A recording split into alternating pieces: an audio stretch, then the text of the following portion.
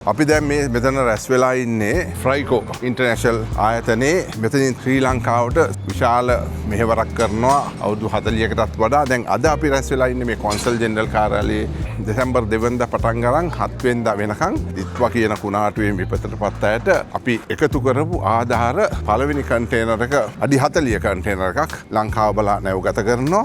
එක්සත් අරාබි එමිරාජයෙන් අපේ ශ්‍රී ලාංකික ජනතාව ඒ වගේම ශ්‍රී ලාංකික නොවන අනෙකුත් UAE රෙසිඩන්ට්ස්ලා මේ සියලු දෙනාගේ සහයෝගයෙන් තමයි මේ සියලු පරිත්‍යාගයන් අපිට ලැබුණේ. අද ලැබිච්ච බඩු තොගේ තමයි අපි මේ ෆ්‍රයිකෝ ආයතනය හරහා ලංකාවට එවන්න සූදානම් කරලා තින්නේ. ඒ බොහොම ස්තුතියි ෆ්‍රයිකෝ, ඔයගලන්ගේ මහන්සියට හෂිනි. thank you. අපි හිතනවා මේකෙන් අපේ රටේ මේ බාණ්ඩ අවශ්‍ය කරන ජනතාවට ලොකු සහනයක් වෙයි කියන එක මේ අපි මේ කරන දේ.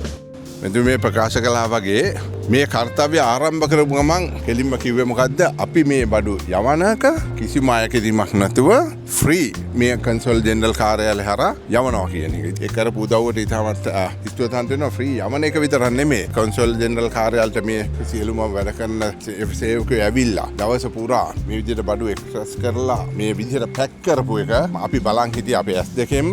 අපි හිතුවේ නෑ මෙච්චරම අමාරු කාර්යයක් කියලා. මෙතන ආවම තමයි තේරෙන්නේ. බලන්න පේනවා ඇති කොච්චර මේ 40 ෆුට් කන්ටේනර් එක යනවද කියලා. මේ රටේ වෙන අනිකුත් ජාතිනුත් කාමෙන් ඇවිල්ලා මේ අත්‍යවශ්‍ය වෙලාවේ අවශ්‍යම වෙලාවේ ශ්‍රී ලංකාවට උදව් කරන්න ආවා. ඒක ස්තුතිවන්ත වෙනෝනේ. මේ ෆ්‍රයිකෝ ආයතනය මං හිතන්නේ මේ රටේ ඉතිහාසය බැලුවොත් ඉන්න පැරණිම ආයතනයක්. ඉතින් ඒ ආයතනයේ මේ කරන සේවයත් අපි අගයන්න ඕනේ. මේක තමයි ඇත්තටම ලාංකිකයන් වශයෙන් අපේ වෙන්න ඕනේ. බලා බාර දීපු හැම දෙයක් අපේ විපතටපත් වෙච්ච ජනතාවගේ අතට යනවා කියන එක මං කොන්සල් ජෙනරල් වෙලාවට ඇත්ත වශයෙන්ම සාහිත්‍ය වෙලාම කියනවා. එතරම් හොඳ යාන්ත්‍රණයක් රජය තුලත් ක්‍රියාත්මක වෙනවා මේව බෙදා හැරීමට. බොහොම ස්තුතියි. God bless.